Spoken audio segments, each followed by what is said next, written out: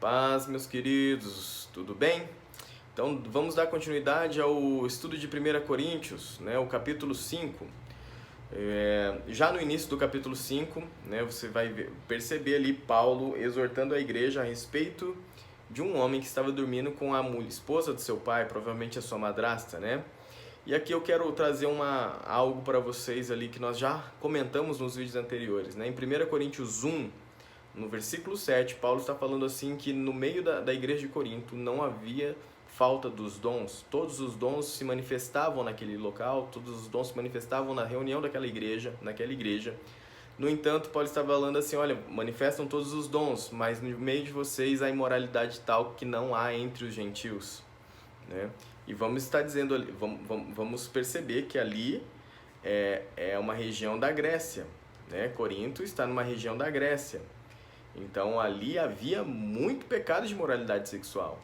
E ele está dizendo que esse, em específico, talvez não era tão popular, talvez não havia no meio daquele povo, né? Então Paulo está exortando essa igreja.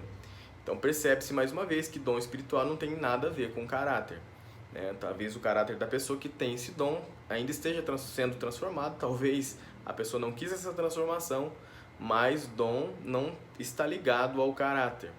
O que está ligado ao caráter é uma vida transformada, é o fruto do Espírito. Então é o que a gente sempre diz aqui na igreja, é que não adianta você se manifestar no dom se você não gera o fruto do Espírito, né? Você pode falar em línguas, pode interpretar línguas, pode rodopiar, pode fazer o que você quiser. Se você não tem uma vida transformada, você não gerou o fruto do Espírito. E é impossível uma pessoa que tem o Espírito Santo não transformar algo dentro dela. Talvez não houve tempo para essa transformação. Ou talvez não seja realmente uma verdadeira manifestação do dom do Espírito. Amém? No versículo 2, o que eu quero dizer para vocês no versículo 2 é que Paulo, além de exortar a questão da imoralidade sexual, ele exorta a soberba mais uma vez, né? A igreja de Corinto era uma igreja provavelmente muito arrogante, muito soberba, talvez porque os dons eram manifestos de uma forma visível e de uma forma tão sobrenatural que não havia nas outras igrejas. Talvez isso fosse a soberba deles, o conhecimento, né? Os professores que eles tiveram, as pessoas com quem eles estudaram, talvez os filósofos que ali haviam, davam esse ar de soberba a esse povo. Então Paulo mais uma vez exorta, além da imoralidade sexual, ele está exortando o povo, olha, e contudo andais vós ensoberbecidos e não chegaste a lamentar. É o que Paulo está dizendo. Aconteceu um pecado desse no meio de vocês e vocês nem se lamentam, ainda permanecem soberbos, arrogantes da forma como vocês estão. Como que pode? Né? Paulo, então ele exorta mais uma vez a arrogância deles, né? E isso nós vemos até o capítulo 5, em algum momento Paulo fala sobre isso, né? E ele vai continuar falando durante toda a sua carta. E eu entendo sim que talvez um dos piores pecados é a arrogância e a soberba pelo seguinte, porque quando você é corrigido, por você ser arrogante, você não recebe essa exortação. Mesmo que essa exortação seja em amor, você leva para o lado pessoal, você acha que a pessoa não tem condições de te exortar. Você já justifica o seu erro, né? E eu já fiz muito isso, justificar o meu erro. A pessoa vem e me corrige, eu quero justificar. Não, eu fiz isso porque fulano fez isso. Eu fiz isso porque Beltrano faz aquilo, né? E isso é arrogância, é soberba, né? Então, a soberba nos impede de sermos corrigidos, de sermos alinhados com a palavra de Deus. Então, temos que tomar muito cuidado com isso, né? E aqui eu vou fazer uma conjectura a respeito desse rapaz. E não é algo, não está na Bíblia, mas eu quero só trazer um pensamento que talvez é o que acontece nas igrejas. Em geral é o que acontece, né? Paulo exorta o caso da imoralidade sexual, porém, talvez esse homem seja esse rapaz que dormiu com a esposa do seu pai, talvez seja um rapaz em que entregava a palavra de conhecimento. Era um rapaz que entregava profecias e tudo que ele dizia se cumpria. E o que acontece quando uma pessoa, talvez um líder, um pastor, um ministro de louvor, comete um pecado? nós pensamos assim, nossa, coitado, a carne é fraca, né? E nós não queremos tomar as devidas atitudes em relação a essa pessoa. Nós não queremos exortar essa pessoa, nós ficamos com vergonha, pô, esse cara é um cara usado por Deus, né? Ele errou, coitado, todo mundo erra, olha que pena.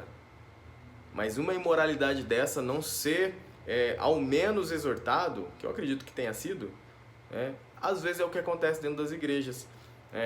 Se talvez um irmãozinho que está chegando ali acaba cometendo, a gente vem e começa a tacar pedra nele. Mas se for um pastor, se for um líder do louvor, se for um ministro do louvor, se for um ministro do evangelho, se for um pregador, um presbítero, um diácono, um rapaz de intercessão, sei lá, quem for que esteja na igreja e seja de influência dentro da igreja, às vezes nós tratamos de forma diferente, né? Então é só uma conjectura. Talvez esse rapaz fosse um dos caras que os dons se manifestassem. Uma das pessoas em que os dons se manifestassem. Então a igreja fica com, coitado, né? Deixa ele, é o pecado dele e tal, ele está lutando contra isso, mas não há um tratamento em relação a isso. Então nós temos que tomar cuidado com isso também, para que não haja dois pesos e duas medidas quando nós estivermos nos relacionando dentro da igreja e quando houver um caso de pecado tal como esse, né? Não somente como esse, mas principalmente se for um pecado dessa proporção. Amém? Continuando então, no versículo 3 ao versículo 5, eu pontuei algumas coisas a respeito do que Paulo está dizendo. A primeira coisa que eu pontuei é o seguinte: quando ele fala que ele está unido, ele diz assim, eu na verdade, ainda que ausente, mas presente em espírito. A primeira coisa que nós podemos entender e aprender aqui é que a unidade perfeita, ela não se dá somente no corpo, mas ela se dá em espírito. Nós ficamos um tempo no Japão, né? 3 anos e meio aproximadamente, e mesmo longe ainda tínhamos pessoas com quem nós conversávamos, né, frequentemente, orávamos, intercedíamos, essas pessoas intercediam por nós e também nossos familiares. Mesmo longe, nós estávamos unidos em espírito. Então, a unidade perfeita, ela não se dá somente no corpo, em estarmos juntos e nos abraçarmos, mas ela também se dá, e ela se dá principalmente no espírito. De termos a mesma direção, caminharmos para a mesma direção, temos os mesmos entendimentos, buscarmos as mesmas coisas, né? Então, a unidade perfeita está nisso também, né? Ou melhor, está nisso e não somente em estarmos juntos. Talvez estejamos juntos em corpo, mas em espírito não estejamos tão juntos. Às vezes nós frequentamos a mesma igreja e isso já acontece em diversas igrejas, acontece, para não dizer em todas, pessoas que estão caminhando dentro da igreja, mas não concordam com seus pastores. Ou seja, estão unidos em corpo, porém não estão unidos em espírito. Não sei se vocês todos entenderam, espero que sim. A segunda coisa que nós podemos aprender, ela não está explícita, mas ela está implícita ali. É que Paulo, ele tem essa atitude em relação a esse rapaz que dorme com a sua madrasta, mas provavelmente, eu digo provavelmente porque Paulo conhecia a forma de caminhar cristã, né? Ele deva ter exortado da forma correta. Talvez essa atitude que ele tomou agora foi a última atitude que deveria se tomar. Por que eu estou dizendo isso? Porque em Mateus 18, vou estar lendo Mateus 18, acho que é Mateus 18, deixa eu abrir aqui para vocês. Mateus 18, no versículo 15, diz assim, olha, se o teu irmão pecar contra ti, vai arguí-lo entre ti e ele só. Se ele te ouvir, ganhaste o teu irmão.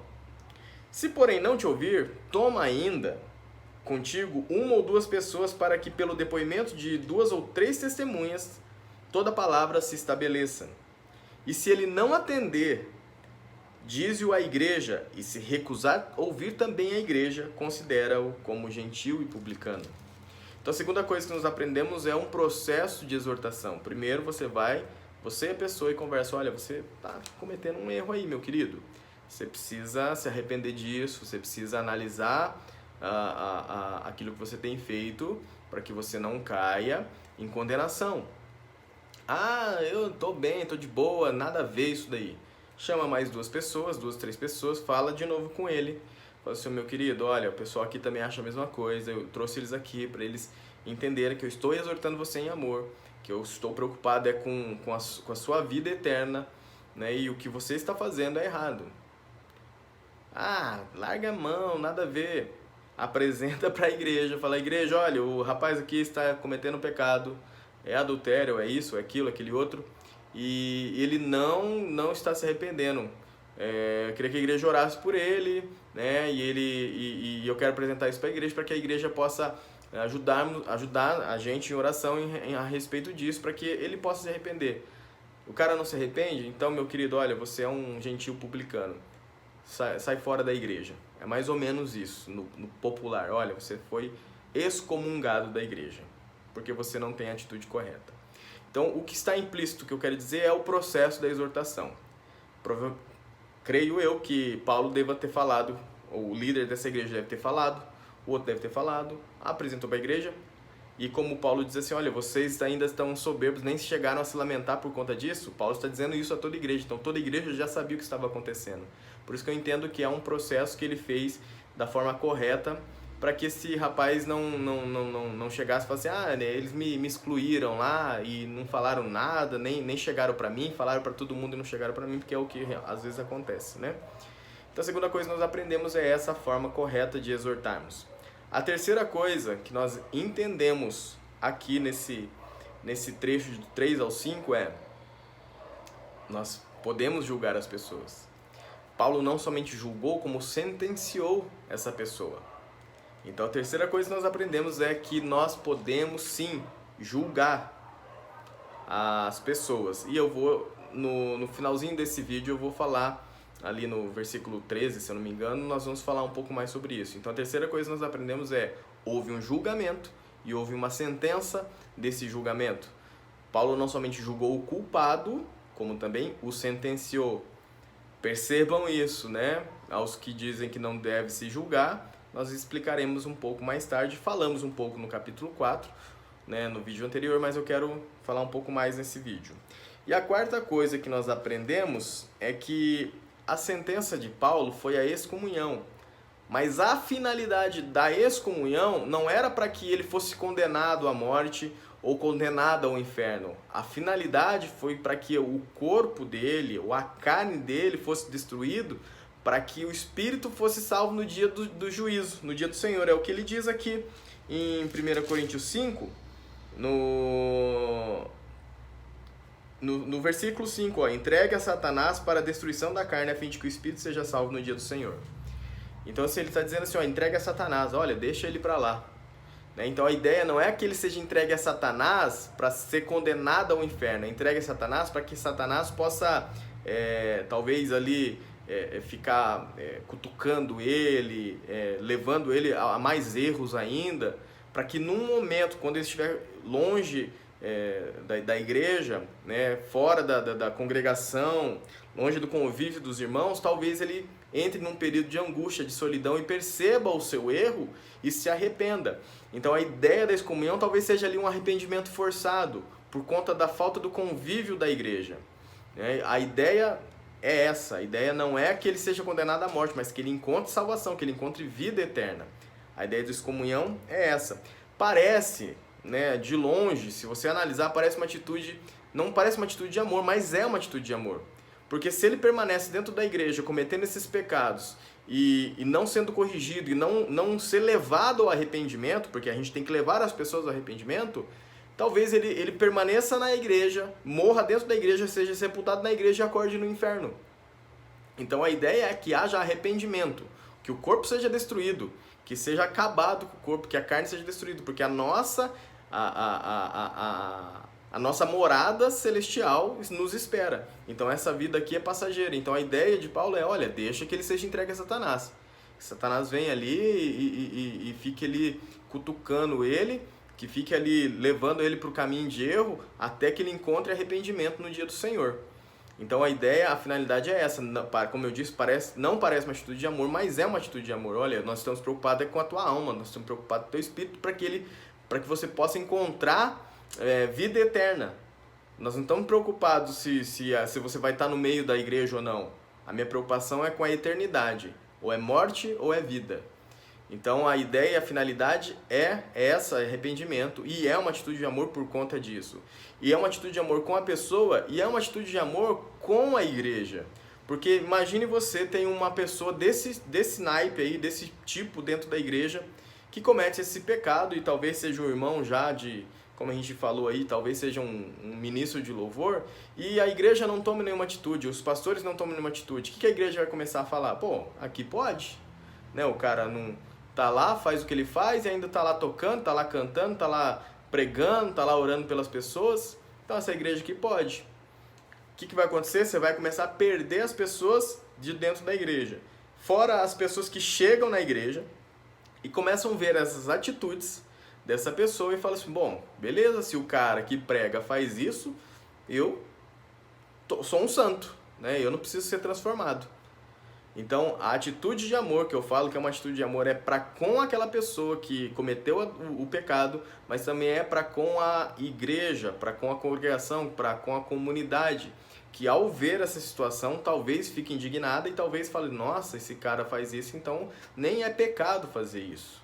Talvez não seja pecado, como hoje em dia, muita coisa que acontece parece não ser pecado e é pecado. Amém, meus queridos? É isso que nós aprendemos, essas 4 coisas. A primeira coisa é a unidade se dá no espírito e não somente no corpo. A segunda coisa é o processo da exortação. A terceira coisa, sim, julgamos e sentenciamos.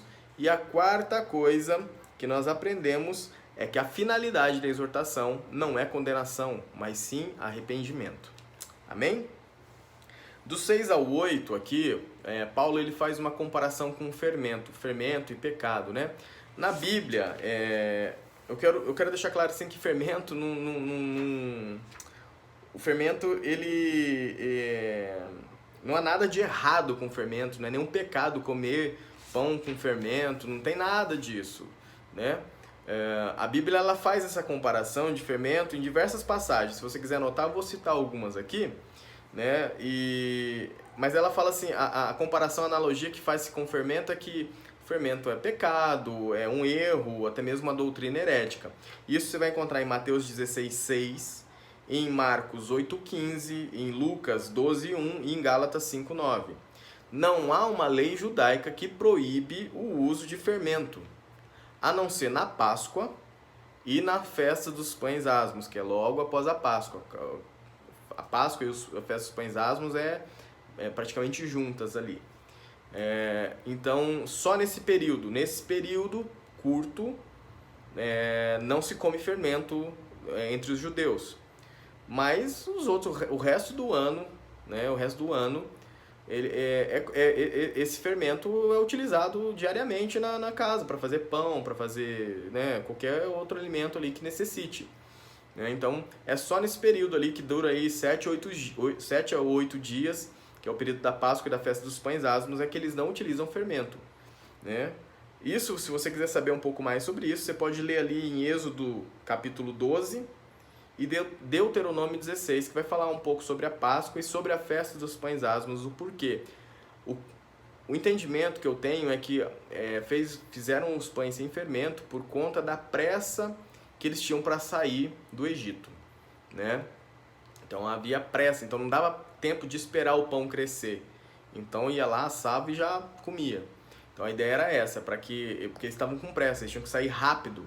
Quando você lê a história de Jesus, você vai ver que depois que acontece lá a morte dos primogênitos, o faraó já vem e fala assim, vai embora todo mundo. Ele expulsa o pessoal, então tem que sair todo mundo rápido. Você vai entender quando você lê ali Êxodo capítulo 12 e o Deuteronômio 16 também, né? Tem uma parte daquele que fala assim, que eles estavam comendo com um cajado na mão, com a sandália nos pés, com a roupa vestida, por quê? Porque é comer e sair comendo e andando. É mais ou menos isso o entendimento, tá? Então assim, não tem nada a ver o fermento em si, mas é feita uma analogia, sempre é feita essa analogia de fermento e pecado. No entanto, Jesus, em Mateus 13:33, o próprio Jesus compara o reino de Deus como um fermento. Vocês estão entendendo? Então não tem nada de errado. Talvez seja assim aquele ditado que a gente utiliza aqui no Brasil, uma laranja podre, uma maçã podre, eu não lembro, acaba contaminando todo o cesto. Não quer dizer que é errado você comer uma laranja ou uma maçã, nem mesmo comer essa que está podre, não é pecado, não é errado, não tem nada de errado fazer isso. Talvez seja essa analogia, talvez seja essa comparação que eles estão fazendo, né? Mas no versículo 7, no versículo 8, vocês vão perceber o seguinte, que eles estão dizendo assim, ó, que Cristo é o Cordeiro imolado, o Cordeiro Pascal que foi imolado. E o que Cristo fez? Ele tirou de nós o fermento do pecado. Então, esse fermentinho que é um pecadinho que depois vai crescendo dentro de nós e vai transformando a nossa vida, Cristo, quando ele é imolado na cruz, né, fazendo essa analogia também com o Cordeiro Pascal de Êxodo ali, 12, você vai perceber que a ideia é essa, que Cristo então, né, tira o pecado de nós. Ele tira o nosso pecado. Então Paulo está dizendo assim, ó, vocês não podem mais viver com o fermento do pecado, mas vocês têm que viver com os asmos da sinceridade, ou seja, Cristo morreu por nossos pecados, então agora nós não podemos mais viver com esse fermento dentro de nós temos que viver sem fermento, como pães asmos, sem esse fermento crescendo dentro de nós, que vai talvez se transformar em algo muito grande, contaminando todo o nosso corpo. Então a ideia é essa, no versículo 7, no versículo 8, é isso que ele está dizendo. Cristo, Cordeiro Pascal que foi imolado, que tirou o fermento do pecado das nossas vidas e nos deu uma vida sem fermento, sem pecado. Amém? No 9, a partir do versículo 9 ali, fica muito claro, aqui vocês vão perceber isso, que existiu ao menos uma carta a mais de Paulo escrito à igreja de Corinto. Ele diz assim no 9, já em carta vos escrevi, né? Não é nessa. Em outra carta, ó, já escrevi para vocês em uma outra carta que não vos associeis com os impuros. Então Paulo está dizendo, então se houve mais uma carta, no mínimo essa carta que nós lemos como 1 Coríntios, talvez fosse 2 Coríntios. Não é uma carta canônica, ela se perdeu, então não era para ser, né? Porque nós compreendemos dessa forma que Deus separou os melhores livros ali, os livros inspirados pelo Espírito Santo, totalmente inspirados pelo Espírito Santo, para que pudesse formar a Bíblia. Então, houve essa carta de Paulo e essa carta se perdeu, e então essa seria a 2 Coríntios e não a 1 Coríntios. Tá bom? Entre aspas, tá, gente? No 9 ao 10, a resposta sobre o julgamento que a gente tinha dito no versículo 3 ao 5 ali, ela começa então a ser desenvolvida a partir desse versículo 9, né? Paulo está dizendo assim, olha, eu escrevi para vocês em outra carta, não vos associeis com os impuros, né? E ele, assim, quando eu disse isso, eu não estava me referindo às pessoas do mundo, não estava me referindo às pessoas que cometem o pecado fora da igreja, mas eu estava me referindo aos que se dizem irmãos, aos que estão dentro da igreja e cometem esse tipo de pecado. Quando eu digo a não vos associeis com os impuros, eu estou dizendo os impuros dentro da igreja. É isso que Paulo está dizendo no versículo 9 e no versículo 10. Eles interpretaram na carta anterior que os impuros eram esses que estavam fora da congregação. Mas Paulo está dizendo, não, os impuros que eu estou dizendo são esses dentro da congregação. É isso que Paulo está corrigindo essa má interpretação do povo de Corinto. No versículo 11, esse versículo aí deixa bem claro a respeito de quem que Paulo está falando, né? Do 9 ao 11 ele vai falar sobre, do 9 ao 11, 9, 10 e 11 ele está falando sobre o não vos associeis com os impuros, e aqui no 11 ele deixa muito claro a respeito de quem ele está falando. Ele diz assim, ó, mas agora eu vos escrevo que não vos associeis com alguém que, dizendo-se irmão, for impuro, ou avarento, ou idólatra, ou maldizente, ou beberrão, ou roubador, com esse tal nem ainda comais. Olha só a dureza que da exortação de Paulo. Olha, se você conhece uma pessoa que está dentro da igreja, mas o cara é beberrão, é impuro, o cara vive cometendo pecado aí, maldizente, é idólatra, cara, com isso daí você não deve nem comer. Olha só a atitude que Paulo está pedindo para a igreja ter. E que para nós isso é uma dificuldade tremenda, principalmente nós do politicamente correto, né? E no versículo 12 e 13, os dois últimos versículos, ali sim a resposta do não julgueis, né?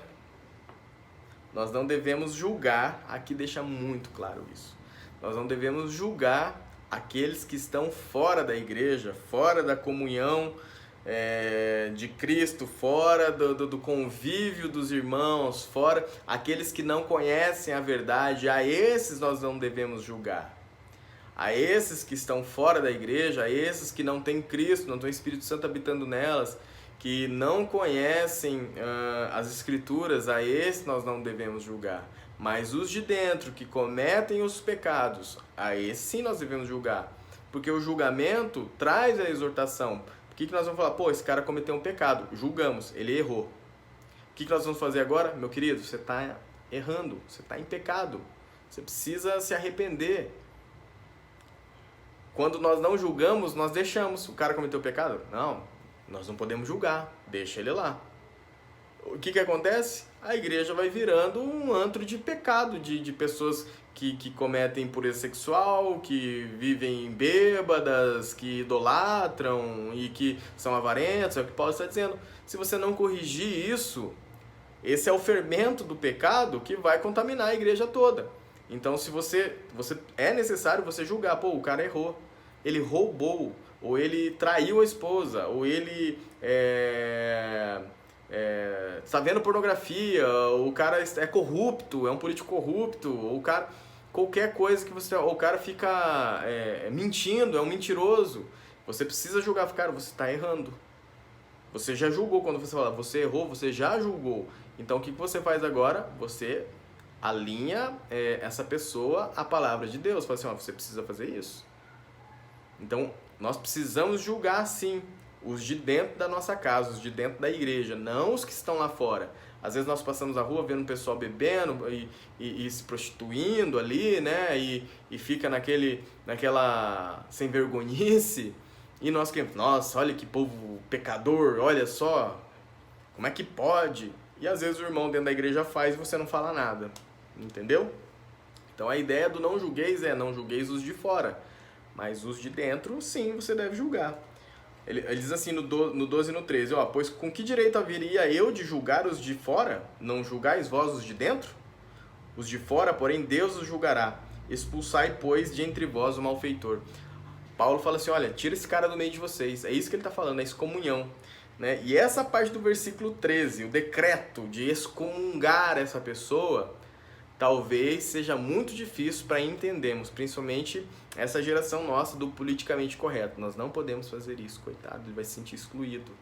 Então, por conta disso, nós não levamos essa pessoa a arrependimento.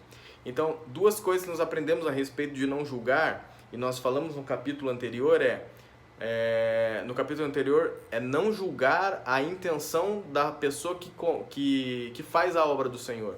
Ah, aquela pessoa fez essa obra por conta disso. Ah, ela fez por conta daquilo. Paulo ele fala ali em Filipenses 1, 15 e 18, a gente citou no vídeo anterior, a respeito disso. Né? Fala assim, olha, se está falando por inveja, por porfia, desde que o nome de Cristo seja anunciado, para mim tanto faz de que forma que está sendo anunciado. Então aquele que está fazendo a obra, se você está julgando a intenção do coração dele, aí você está errando. Nós não devemos julgar a intenção do coração da pessoa que está anunciando Jesus Cristo. E esse é um erro. E nós também não devemos julgar aqueles que estão lá fora, mas aqueles que estão dentro da igreja e que nós estamos percebendo algo, esse sim, devemos chegar e falar assim, meu querido, isso aqui é pecado, isso aqui está errado, isso aqui, olha, você precisa se acertar, você precisa se alinhar com o Senhor, né? Entendendo, meus queridos? Não julguemos a intenção do coração daqueles que anunciam a Jesus Cristo e não julguemos os de fora. Julguemos, então, as pessoas que cometem seus pecados dentro da nossa igreja, dentro da comunidade de Jesus Cristo. É essa a ideia. Amém? Deus abençoe vocês. Até o próximo capítulo 6 de 1 Coríntios.